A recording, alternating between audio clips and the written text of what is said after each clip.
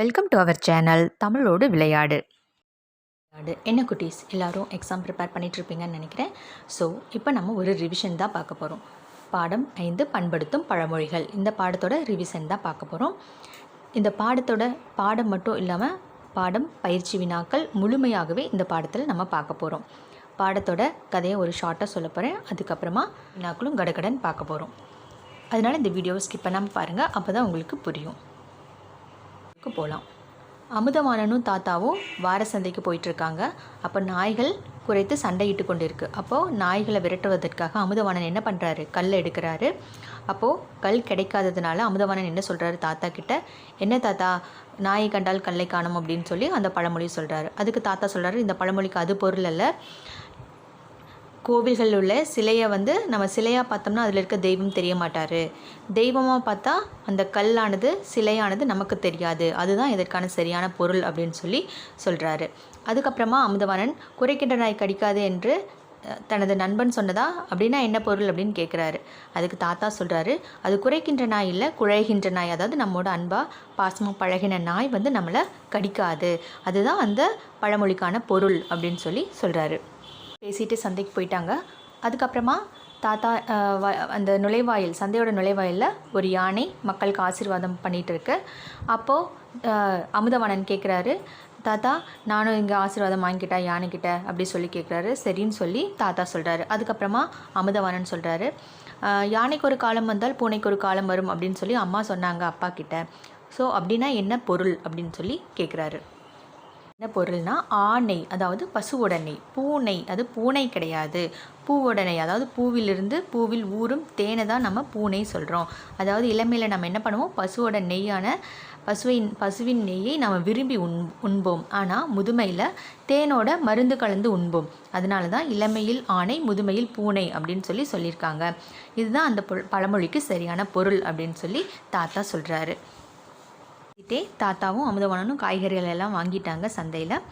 அதுக்கப்புறமா தாத்தா கிட்ட அமுதவாணன் என்ன கேட்குறாரு, பந்தும் மட்டையும் வாங்கித்தாங்கன்னு கேட்குறாரு. அது மட்டும் இல்லாமல் பாப்பாவுக்கு பலூன்கள் வாங்கிக்கலாம் அப்படின்னு சொல்லி கேட்குறாரு. அதுவும் நிறைய பலூன்கள் எனக்கும் வேணும் அப்படின்னும் கேட்குறாரு. அதுக்கு தாத்தா சொல்கிறாரு, போதும் ஆற்றுல போட்டாலும் அளந்து போடணும் அப்படின்னு சொல்லி கேட்குறாரு. அப்படின்னா என்ன பொருள் அப்படின்னு சொல்லி அமுதவாணன் கேட்குறாரு. அதாவது ஆற்றுல அப்படின்னா என்ன பொருள் அப்படின்னா, அது அகத்தில் அப்படிங்கிறது தான் அதில் ஆற்றுல அப்படின்னு சொல்லியிருக்காங்க. அதாவது அகத்தில் அப்படின்னா நம்மளோட அறிவில், அதாவது நம்ம எதையும் தெரியாமல் மனப்பாடம் செய்து நினைவில் வைத்து கொள்ளக்கூடாது. அதே போல் தான் பாடங்கள் கற்கும் போதே, படிக்கும் பொழுதே தெளிவான அர்த்தத்தை புரிந்த பிறகு தான் நம்ம நினைவில் வச்சுக்கணும் அப்படின்னு சொல்லி தாத்தா அந்த பழமொழிக்கான பொருளும் சொல்கிறாரு. இதோட இப்படி பேசிகிட்டே அவங்க வீட்டுக்கும் போயிட்டாங்க. பாருங்கள் செல்லக்குட்டீஸ், இப்போ எவ்வளோ ஃபாஸ்ட்டாக நம்ம இந்த பாடத்தை படிச்சிட்டோம் இல்லையா? உங்களுக்கு அப்படி பாடம் புரியலன்னா மறுபடியும் வீடியோவை பாஸ் பண்ணிவிட்டு ஃபஸ்ட்லேருந்து ஒரு டைம் கேட்டு பாருங்கள். நம்ம இப்போ பயிற்சி வினாக்கள் பார்க்கலாமா? பயிற்சியில் ஃபஸ்ட்டு என்ன கொடுத்துருக்காங்க, சரியான சொல்லை தெரிவு செய்து எழுதுவோமான்னு கேட்டிருக்காங்க. ஃபஸ்ட் ஒன், அமுதவாணன் தன் தாத்தாவுடன் சென்ற இடம். அமுதவாணன் எங்கே சென்றார்? தாத்தாவுடன். குட், வாரச்சந்தைக்கு சென்றார். இங்கே இருக்குது பாருங்கள். அடுத்தது, யானைக்கொரு இச்சொல்லை பிரித்து எழுத கிடைப்பது டேஷ்னு கொடுத்துருக்காங்க. யானைக்கொரு, யானைக்கு கூட்டல் ஒரு அப்படிங்கிறது தான் சரியானது. அப்போது யானைக்கு கூட்டல் ஒரு, அதுதான் யானைக்கொரு. பழச்சாறு அப்படின்னா என்ன பொருள் அப்படின்னா, பழம் கூட்டல் சாறு. பிரித்து எழுத என்ன கிடைக்கும் அப்படின்னா, பழம் கூட்டல் சாறு தான் பழச்சாறு. அடுத்தது, நாய் என்ன பண்ணும்? ஒலி, மரபு ஒலியில் நாய் என்ன பண்ணும்? குறைக்கும். இந்த குறை அப்படின்னா குறைவானது, குறைவாக உள்ளது. இந்த பொருள் என்னிடம் குறைவாக உள்ளது அப்படின்னு சொல்லுவோம் இல்லையா, அந்த குறைவு. இந்த குறைக்கும் அப்படின்னா நாய் குறைக்கும் அப்படின்னு சொல்லி பொருள். குலைக்கும் கிடையாது, கொலைக்கும் கிடையாது. குலைக்கும் அப்படிங்கிறது நம்ம பேச்சு வழக்கு, இது தவறானது. நாய் குறைக்கும் அப்படிங்கிறது தான் சரியானது. அடுத்து, ஆசி இச்சொல்லின் பொருள் டேஷ்னு கொடுத்துருக்காங்க. புகழ்ந்து, இகழ்ந்து, மகிழ்ந்து, வாழ்த்து அப்படின்னு சொல்லி கொடுத்துருக்காங்க. ஆசின்னா நமக்கு தெரியும், வாழ்த்துறது தான் ஆசி அப்படின்னு சொல்லுவாங்க. அப்போ ஆசி அப்படின்னா வாழ்த்து அப்படிங்கிறது சரியான பொருள். அடுத்தது, கீழ்காணும் சொற்களை சேர்த்து எழுதுக அப்படின்னு சொல்லி கொடுத்துருக்காங்க. வாரம் கூட்டல் சந்தை, வாரச்சந்தை. இந்த சாவோட ஒற்றெழுத்து, அதாவது மெய்யெழுத்து இங்கே சேர்ந்து வாரச்சந்தை அப்படின்னு வரும். பழமை கூட்டல் மொழி, பழமொழி. விடையளிக்கன்னு சொல்லி கொடுத்துருக்காங்க. அமுதவாணன் யாரிடம் ஆசி வாங்கினான்னு சொல்லி கேட்டிருக்காங்க. அமுதவாணனுக்கு யார் ஆசி வழங்கினார்? யானை இல்லையா? அதை மட்டும்தான் இங்கே நம்ம எழுதணும். அமுதவாணன் யானையிடம் ஆசி வாங்கினான் அப்படின்னு எழுதணும். அடுத்து ஆனை பூனை ஆகியன எவற்றை குறிக்கின்றன அப்படின்னு சொல்லி கேட்டிருக்காங்க. ஆனை அப்படின்னா ஆனா என்ன பொருள்னு பார்த்தோம், பசு அப்படின்னு பார்த்தோம், பசுவின் நெய். பூனை அப்படின்னா பூவிலிருந்து ஊறும் தேன், அதுதான் பூனை, அதை இங்கே எழுதணும்.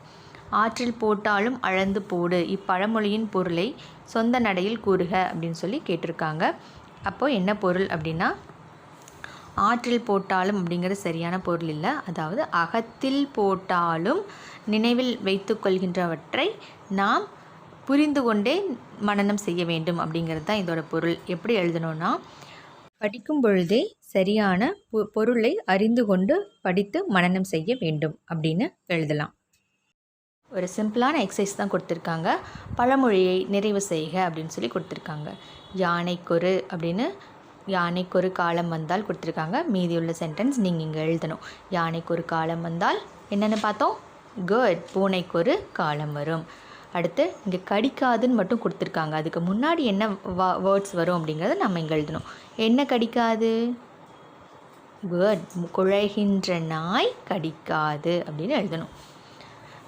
அடுத்து நாயை கண்டால் டேஷ் நீங்கள் கொடுத்துருக்காங்க. அப்போது மீதி என்ன வார்த்தைகள் வரும், நாயை கண்டால் கல்லை காணோம். உங்களுக்கு இப்போ இந்த பழமொழிகள் தெரியல அப்படின்னா நீங்கள் வீடியோவை பாஸ் பண்ணிவிட்டு லெசன் சொல்லுவேன் இல்லையா, அதில் போய் பார்த்தீங்க அப்படின்னா உங்களுக்கு அந்த பழமொழிகள் அதோட பொருளும் கொடுத்துருப்பேன். ஸோ நீங்கள் அதில் படிச்சுக்கலாம். அது மட்டும் இல்லாமல் இந்த பாடத்தோட ஃபுல் எக்ஸ்ப்ளனேஷனும் நம்ம 4th ஸ்டாண்டர்ட் லெசன்ஸ் 4ஆம் வகுப்பு பாடங்களில் ப்ளேலிஸ்ட்டில் இருக்க, நீங்கள் அதில் எடுத்துக்கலாம். அடுத்து இங்கே அளந்து போடணும் அப்படின்னு சொல்லி கொடுத்துருக்காங்க. அப்போது ஆற்றில் போட்டாலும் அளந்து போடணும் அப்படின்னு சொல்லி தாத்தா சொன்னார் இல்லையா, அதை தான் இங்கே சொல்லியிருக்காங்க. அடுத்த பயிற்சி பார்ப்போமா. படத்திற்கேற்ப பழமொழியை தேர்வு செய்க அப்படின்னு சொல்லி கொடுத்துருக்காங்க. அதாவது இந்த படத்தில் கொடுத்துருக்கிறது என்ன பழமொழியாக, இந்த கொடுத்துருக்க பழமொழிகளில் இந்த படத்துக்கு பொருத்தமான பழமொழி என்ன அப்படின்னு சொல்லி கேட்டிருக்காங்க. சிறுதுளி பெருவெள்ளம், அதை பற்றி இங்கே கொடுத்துருக்காங்களா? மழை துளிகள் பற்றியோ வெள்ளம் பற்றியோ கொடுத்துருக்காங்களா? இல்லை. அப்போது இது வராது. யானைக்கும் அடிசருக்கும், யானை அடிசருக்கும் அதெல்லாம் கொடுத்துருக்காங்களா? ஏதாவது அதுக்கு ரிலேட்டடாக ஏதாவது இருக்கா? இல்லை. அப்போது இந்த பழமொழியும் வராது.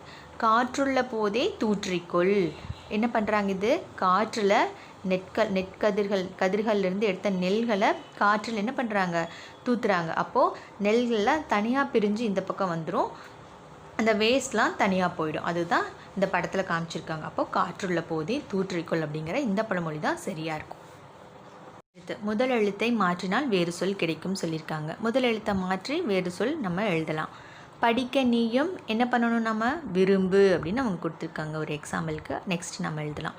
பாறையை உடைப்பது இரும்பு. சுவைத்தால் இனிக்கும், நமக்கெல்லாம் ரொம்ப பிடிக்குமே, கரும்பு. பூ மலரும் முன்பு, வெரி குட், அரும்பு. அடுத்து கையின் மறுபெயர் கரம் அப்படின்னு அவங்க கொடுத்துருக்காங்க. அடுத்தது வயலுக்கு இடுவது என்ன இடுவோம், உரம். அடுத்து பூக்களை தொடுத்தால் ஆரம். என்ன உரம் தான் வயலுக்கு இடணும்னு சொல்லிட்டு நம்ம போன பாடங்களில் பார்த்தோமே, முளைப்பாரி பாடலில். இயற்கை உரம், மாட்டெருவும் தான் இயற்கை உரம். அந்த உரங்களை தான் நம்ம வயலுக்கு இடணும் அப்படின்னும் பார்த்தோம் இல்லையா. அடுத்து புன்னை என்பது ஒரு வகை மரம், அதுதான் இங்கே கொடுத்துருக்காங்க. அடுத்தது நீர் இறைத்திடுவது ஏற்றம், இங்கே இருக்கு இல்லையா, இதுதான் ஏற்றம். புயலோ இயற்கை சீற்றம். தவறு இழைப்பது குற்றம். வீட்டின் உள்ளே இருப்பது என்னது, முற்றம். படத்தில் இருக்க லாஸ்ட் பயிற்சி பார்க்க போகிறோம். என்ன கொடுத்துருக்காங்க, இணைத்து மகிழ்வோம் கொடுத்துருக்காங்க. அதாவது இந்த பக்கம் இருக்கிற ஆங்கிலத்தில் இருக்கிற பழமொழிகள், இந்த பக்கம் தமிழில் பழமொழிகள் கொடுத்துருக்காங்க. சரியான பழமொழிகள், இந்த ஆங்கில பழமொழிக்கு சரியானது எது அப்படின்னு நம்ம இங்கே எழுதணும். பார்க்கலாமா.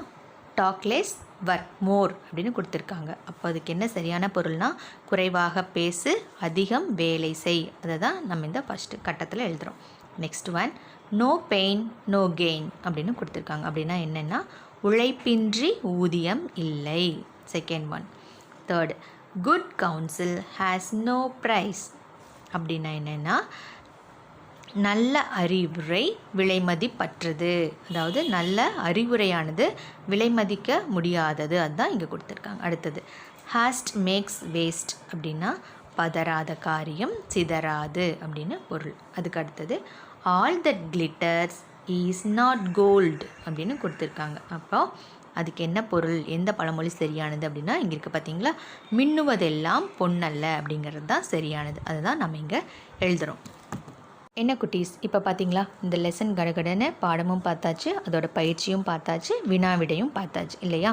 இந்த பாடத்தோட ப்ரீஃபான எக்ஸ்ப்ளனேஷன் வேணும், இந்த பாடத்தோட ஃபுல் டீட்டெயில்ஸ் வேணும் அப்படின்னா ப்ளேலிஸ்ட்டில் இருக்குது. 4ஆம் வகுப்பு பாடங்களில் ப்ளேலிஸ்ட்டில் இருக்குது, அதில் நீங்கள் செக் பண்ணிக்கலாம். இந்த வீடியோ கண்டிப்பாக உங்களுக்கு யூஸ்ஃபுல்லாக இருக்கும். அதனால் உங்கள் ஃப்ரெண்ட்ஸ்க்கும் யூஸ்ஃபுல்லாக இருக்கும், அவங்களுக்கும் ஷேர் பண்ணுங்கள். இந்த வீடியோ பிடிச்சிருந்தது, உங்களுக்கு யூஸ்ஃபுல்லாக இருந்துச்சுன்னா மறக்காமல் லைக் பண்ணுங்கள்.